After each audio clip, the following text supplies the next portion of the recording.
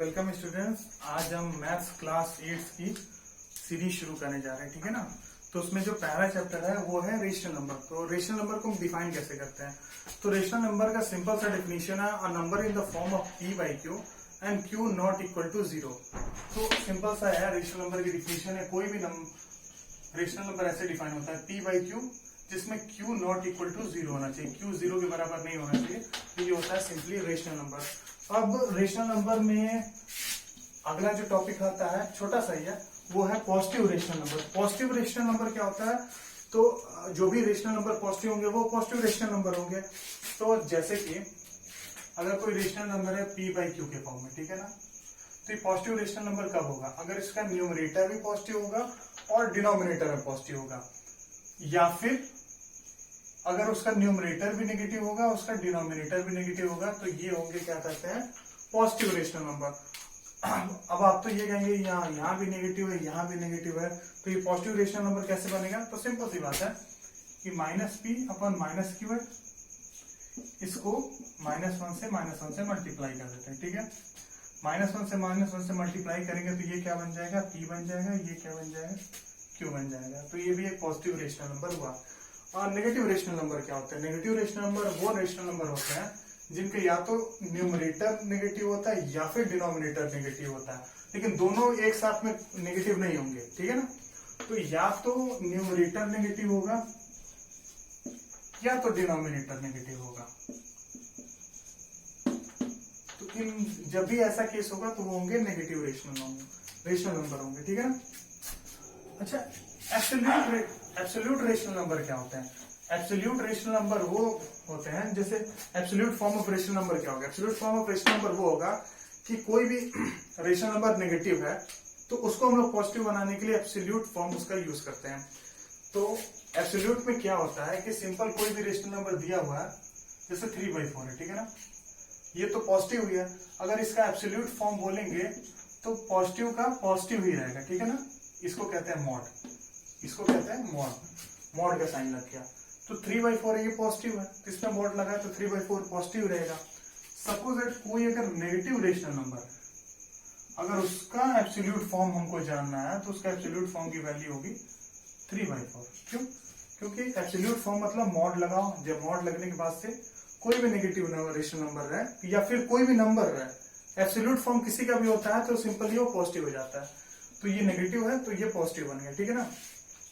अब rational number की 3 properties होती हैं, 3 बेसिक प्रॉपर्टीज होती हैं रेशनल नंबर की। तो 3 बेसिक प्रॉपर्टीज में जो पहली प्रॉपर्टी आती है कि जैसे p बाई क्यू है कोई रेशनल नंबर, ठीक है ना, तो वो p by q into m upon q by q into m, ठीक है ना, जहां पे m एक नॉन जीरो इंटीजर होगा। m की वैल्यू 0 भी नहीं हो सकती है, m जो होगा वो इंटीजर होगा, ठीक है ना।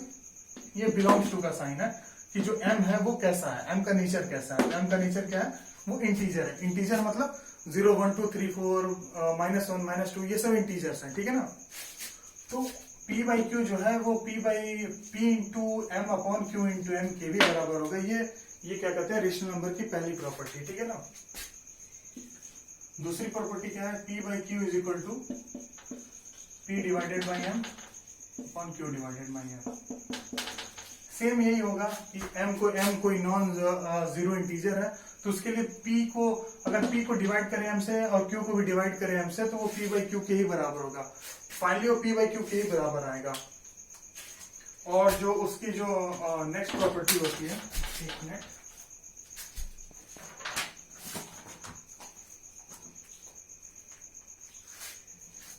हाँ, जो उसकी नेक्स्ट प्रॉपर्टी होती है, p बाई क्यू कोई एक रेशनल नंबर है और r अपॉन एस पी कोई एक रेशनल नंबर है। ये भी रेशनल नंबर है, ये भी रेशनल नंबर है, तो ये दोनों रेशनल नंबर है। तो अगर ये क्या कहते हैं, अगर ये रेशनल नंबर अगर इक्विवेलेंट है, तो इक्विवेलेंट अगर ये रेशनल नंबर हुए, ध्यान से सुनिएगा, अगर ये दोनों आपस में इक्विवेलेंट हैं तो p by q is equal to r by s, ठीक है। तो p बाई क्यू क्या होगा, r बाई एस के बराबर होगा। तो इक्विवेलेंट मैंने अभी बोला, तो इक्विवेलेंट को मैं अभी समझाता हूं कि इक्विवेलेंट क्या होते हैं।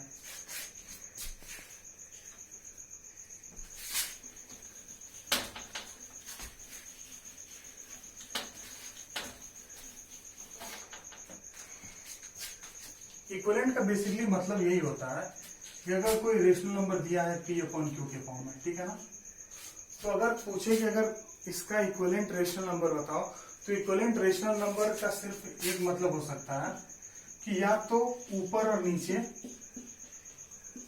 सेम नंबर से मल्टीप्लाई कर दो, ऊपर और नीचे सेम नंबर से मल्टीप्लाई कर दो, या फिर ऊपर और नीचे सेम नंबर से डिवाइड कर दो। बस वो नंबर कैसा होना चाहिए, नॉन जीरो होना चाहिए, वो नंबर नॉन जीरो होना चाहिए, ठीक है ना। तो ऊपर भी सेम नंबर से मल्टीप्लाई कर दो, सॉरी ये क्यू होगा, ठीक है। तो ऊपर भी सेम नंबर से मल्टीप्लाई किया और नीचे भी सेम नंबर से मल्टीप्लाई किए, तो वो भी पी बाई क्यू के बराबर होगा। अगर ऊपर भी सेम नंबर से डिवाइड किया, नीचे भी सेम नंबर से डिवाइड किया, तो वो भी पी बाई क्यू के बराबर होगा। तो ये क्या होते हैं, ये सब आपस में क्या है, equivalent rational number, equivalent rational number है।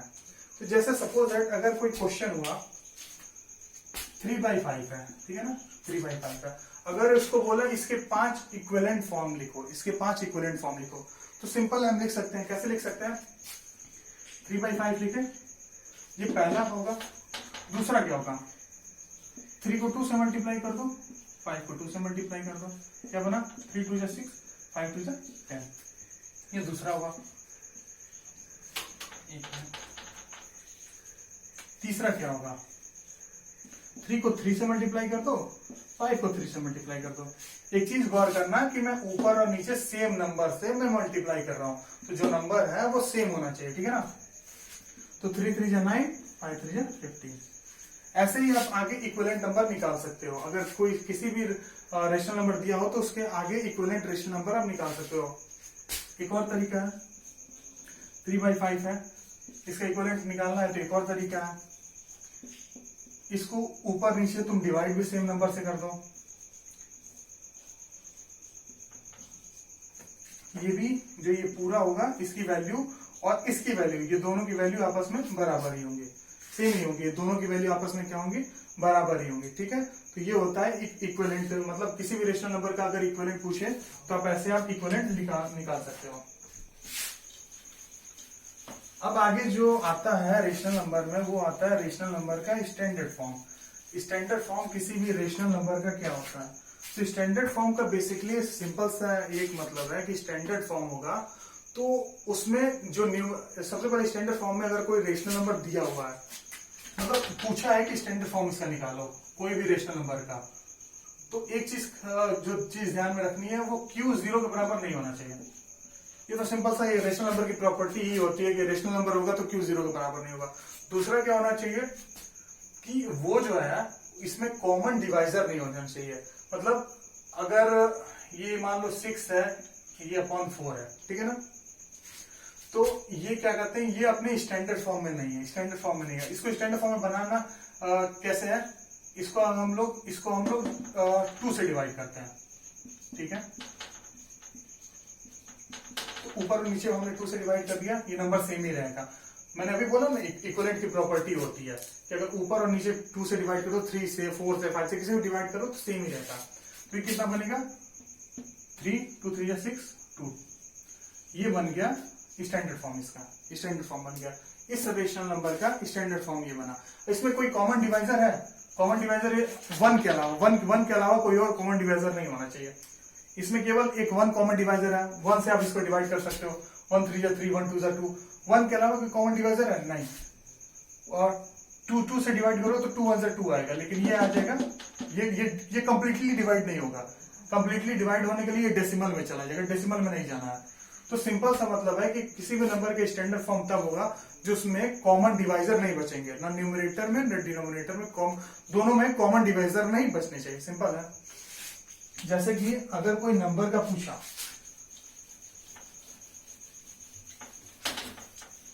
जैसे नंबर है, नंबर आपको लिख देते हैं 24/36, ठीक है, 24/36 ये नंबर है। अब इसको बोला कि आप स्टैंडर्ड फॉर्म में चेंज करो, स्टैंडर्ड फॉर्म में चेंज करोगे तो देखो इसमें ये किससे डिवाइड हो सकता है। आप जाहिर सी बात है, एक चीज ध्यान से देखो कि किसी भी नंबर को डिवाइड करने में मैं तो यही कहूंगा कि आप उसके डिविजिबिलिटी रूल याद रखो। डिविजिबिलिटी रूल याद रखने से आपका थोड़ा जो कंफर्ट लेवल है वो बढ़ जाता है, ठीक है ना। तो ये भी इवन है, ये भी इवन है, ठीक है। तो यानी कि 2 से तो डिवाइड होगा ही होगा, इवन होने के लिए 2 से तो डिवाइड हो ही जाएगा। तो हम इसको, हाँ एक चीज और, 2 से भी डिवाइड होगा। अब 3 से डिविजिबिलिटी का रूल क्या है कि जो सम ऑफ डिजिट्स हैं, 3 से डिवाइड होने के लिए वो भी क्या होने चाहिए, जो वो 3 से डिवाइड हो जाने चाहिए। जैसे ये 4 + 2, जैसे इसके सम ऑफ डिजिट्स क्या होंगे, ये क्या होंगे, सम ऑफ डिजिट्स इसके क्या होंगे, 4 + 2 6 हो जाएंगे, इसके क्या हो जाएंगे 9 हो जाएंगे। क्या 6 3 से डिवाइड हो रहा है, हाँ तो 3 2 6, और 9 क्या 3 से डिवाइड हो रहा है, हाँ ये भी 3 से डिवाइड हो रहा है। तो ऐसे ही डिविजिबिलिटी रूल है, आप डिविजिबिलिटी रूल का यूज कर सकते हो। लेकिन अभी चलिए मैं आपको डिविजिबिलिटी रूल पे भी एक अलग लेक्चर बना दूंगा। तो अभी सिंपली इसको डिवाइड करते हैं, ठीक है ना। तो इसको आप कैसे डिवाइड करोगे, तो जो ग्रेटेस्ट नंबर होगा जिससे डिवाइड होगा वो मेरे ख्याल से लगता है 8 है, 8 ही होगा। अगर हम इसको 8 से डिवाइड करें, ठीक है ना, तो ये कितना हो जाएगा, 8 3 जा 24, 8 नहीं होगा, ये होगा 6 होगा, 6 होगा, ठीक है ना। तो 6 4 जा 24, 6 6 जा 36, 4/6 हुआ। तो ये क्या 6 6 जा 36, 6 4 जा 24, तो ये आपका आ गया। तो ये भी अभी देखिए अभी स्टैंडर्ड फॉर्म में नहीं है। स्टैंडर्ड फॉर्म में इसको भी चेंज करने के लिए अभी और ये डिवाइड हो सकता है, ये और किससे डिवाइड हो सकता है, फिर इसको 2 से डिवाइड कर देंगे तो कितना हो जाएगा, इसको अगर 2 से डिवाइड करें तो 2 2 जा 4, 2 3 जा 6। तो इसको फाइनली हम मतलब ये कर सकते थे कि 24/36 को जो ग्रेटेस्ट डिवाइजर क्या होगा इसका 12 होगा, इसका भी 12 होगा, ठीक है ना। तो 12 2 जा 24, 12 3 जा 36, ठीक है ना। तो ये हो गया इसका स्टैंडर्ड फॉर्म। मतलब स्टैंडर्ड फॉर्म क्या होगा ना कि कॉमन डिवाइजर नहीं बचना चाहिए। अब 2 और 3 में इनका कोई कॉमन डिवाइजर नहीं है, तो ये हो जाएगा इनका स्टैंडर्ड फॉर्म हो जाएगा। अब कोई बोल रहा है कि जैसे एक बुक में एग्जांपल दिया है, जो आपकी बुक में है, अभी आप एक्सरसाइज 1 जितना मैंने बताया उस पर आप एक्सरसाइज 1 कंप्लीट कर सकते हैं, ठीक है ना। तो आप एक्सरसाइज 1 पहले कंप्लीट कीजिएगा, फिर मैं आगे का भी आपको थोड़ा सा बता दे रहा हूं मैं, ठीक है ना। तो जो एक और क्वेश्चन जो आपकी बुक में दिया हुआ है उसमें लिखा हुआ है -13/25 दिया हुआ है। इसमें आपकी बुक में बोला है कि सिंपली कि आप ऐसा करो कि इसको क्या करते हैं, इसको ऐसा चेंज करो कि ताकि इसका डिनोमिनेटर नेगेटिव हो जाएगा और न्यूमरेटर पॉजिटिव हो जाएगा, और जो नंबर की वैल्यू है वो सेम रहनी चाहिए। तो आपको पता है ये एक नेगेटिव नंबर है, ठीक है।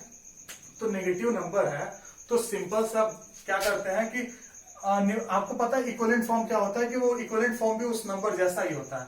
तो हम एक काम कर सकते हैं, -13 को अगर हम -1 से मल्टीप्लाई कर दें, 25 को -1 से मल्टीप्लाई कर दें, तो -13 इंटू -1, तो माइनस और माइनस क्या हो जाएगा, कैंसिल आउट हो जाएगा, ये बन जाएगा 13 और ये क्या हो जाएगा -25। तो ये देख रहे हैं, ये और ये आपस में इक्विवेलेंट फॉर्म ही है, ये सिंपल आपस में इक्विवेलेंट फॉर्म है। और ये क्या कहते हैं कि आपका जो यहाँ पे जो नंबर ये जो नेगेटिव साइन था वो नीचे आ चुका है, ठीक है। अच्छा, रिप्रेजेंटेशन ऑफ रेशनल नंबर और नंबर लाइन। तो किसी भी रेशनल नंबर को हम नंबर लाइन पे भी रिप्रेजेंट कर सकते हैं। बहुत ही सिंपल है, ये भी टॉपिक बहुत ही सिंपल है। जैसे कि मान लीजिए आपको एक रेशनल नंबर दिया 3/4, ठीक है ना, 3/4 दिया, तो इसको बोला कि आप इसको क्या करते हैं नंबर लाइन पे प्लॉट करो। प्लॉटिंग मतलब सिंपल नंबर लाइन पे बताओ ये कहाँ पे होगा, ठीक है। एक नंबर लाइन बना देते हैं, नंबर लाइन आप सभी लोग जानते हो, 0 1 2 3 -1 -2। अब बताओ कि नंबर लाइन पे ये कहाँ है, 3/4 कहाँ लाई करेगा नंबर लाइन पे। तो ऐसा करो कि आप सिंपल सा है, ये 3/4 को चेक करने का है कि नंबर लाइन पे कहाँ स्लाई करेगा। आपको इतना पता है कि ये पॉजिटिव है, 3/4 पॉजिटिव है क्योंकि वो ऊपर और नीचे पॉजिटिव साइन है, या तो सिंपल ये है कि ये पॉजिटिव है, ठीक है ना। तो अगर ये पॉजिटिव है तो जाहिर सी बात है कि ये 0 के बाद होगा, ठीक है ना। अब इसको चेक करना है कि 0 के कहाँ पे बाद होगा। तो ऐसे आप चेक कर सकते हो सिंपली कि अगर जो है न्यूमरेटर है वो डिनोमिनेटर से छोटा है, न्यूमरेटर डिनोमिनेटर से छोटा है, तो वो नंबर वो कंफर्म है कि वो 1 से छोटा ही होगा। ये याद रख लो, कि अगर जो डिनोमिनेटर है वो अगर न्यूमरेटर से छोटा है तो जो नंबर होगा वो हर हाल में 1 से कम ही होगा। तो ये इसमें डिनोमिनेटर जो है वो न्यूमरेटर से छोटा है, सॉरी डिनोमिनेटर न्यूमरेटर से बड़ा है, डिनोमिनेटर जो है वो न्यूमरेटर से बड़ा है। तो क्या कहते हैं, ये जो नंबर होगा वो कहीं आपका यहाँ लाई करेगा, ठीक है ना। इसको ऐसे भी आप चेक कर सकते हो, ये ऐसे है तो ऐसा करो कि नंबर को 3 को 4 से डिवाइड कर लो, तभी आपको पता चल जाएगा इजिली कि ये कहाँ लाई करेगा। तो ये हो जाएगा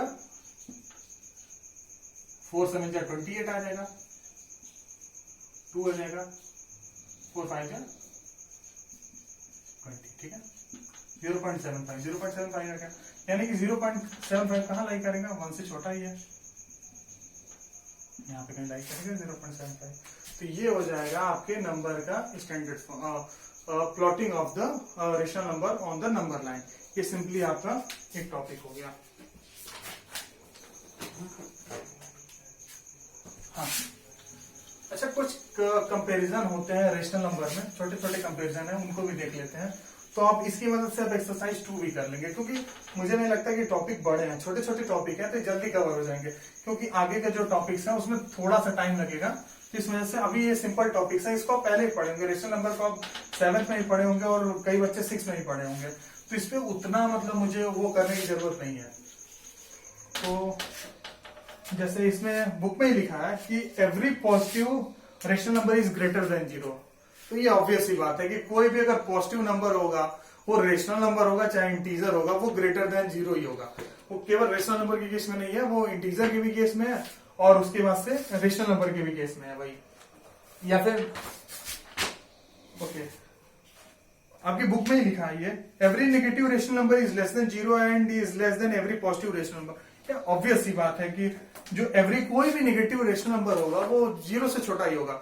अब 0 से छोटा है तो पॉजिटिव जो भी रेशनल नंबर होंगे उनसे तो छोटा ही होगा, ये ऑब्वियस बात है। हाँ, अब आपके बुक में क्वेश्चन दिया है, which of the 2 rational number -8/11 and 3/-7 is greater. ये एक थोड़ा ठीक क्वेश्चन है, जो मतलब आपके लेवल पे थोड़ा सा इसको मतलब कह सकते हैं ठीक क्वेश्चन है।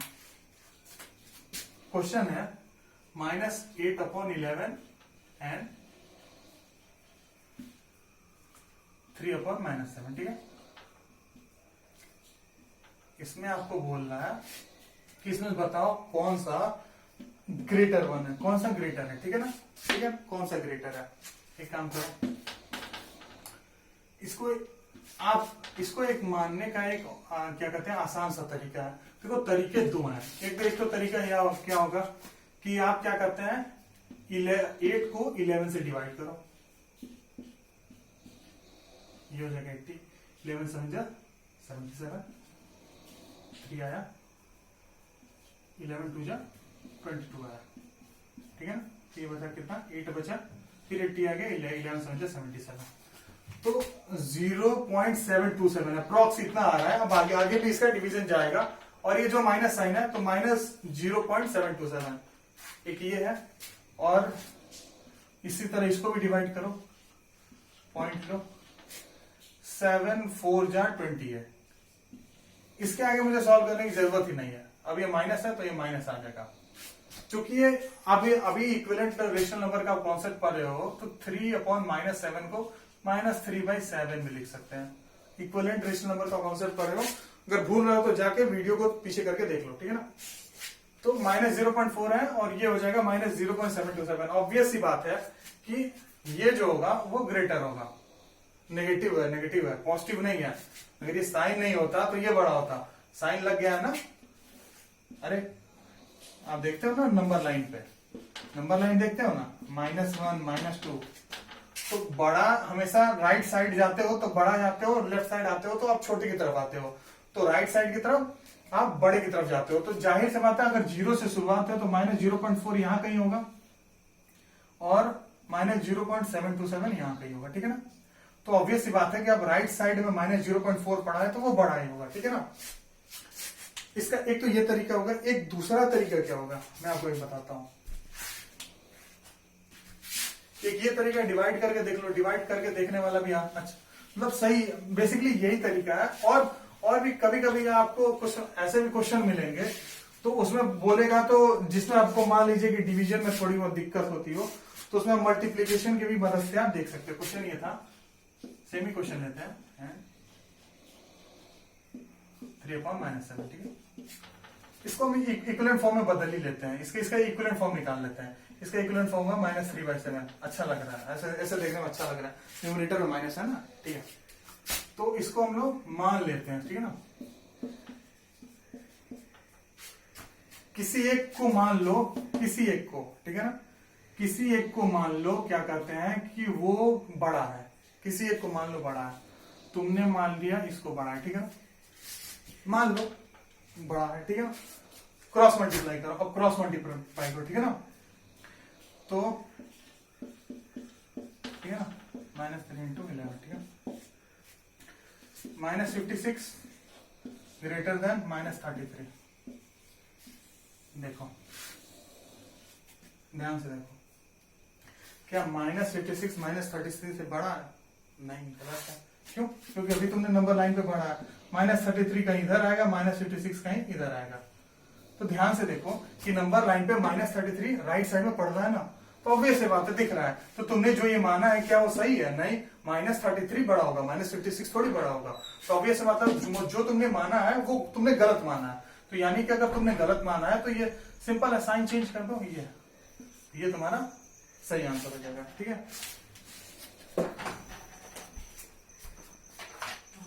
तो जितना मैंने अभी पढ़ाया है तो उस पे बेस्ड आपकी एक्सरसाइज 1.1 है और कुछ क्वेश्चन 1.2 के भी आप कर सकते हैं। तो इन सब पे बेस्ड जो भी एक्सरसाइज 1.1 है 1.2 है, उन सब क्वेश्चन को आपको क्या कहते हैं, सॉल्व करना। तो आज के लिए कल बस इतना ही है, और उसके बाद से जो अगला वीडियो जो भी लेक्चर आएगा उसमें फिर मैं आगे का आपको पढ़ाऊंगा।